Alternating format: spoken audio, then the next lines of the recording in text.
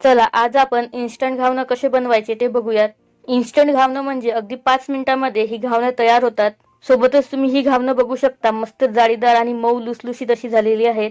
तसं तर घावणं करायचं म्हटलं की आदल्या दिवशी तांदूळ भिजत ठेवावे लागतात. तांदूळ भिजल्यानंतर मिक्सरला वाटून घ्यावे लागतात आणि या प्रोसेसला खूप जास्त वेळ लागतो. कधी कधी तर तांदूळ भिजत घालायला विसरून सुद्धा जातो. तर अशा वेळेस तुम्ही ही इन्स्टंट घावणं नक्कीच बनवू शकता.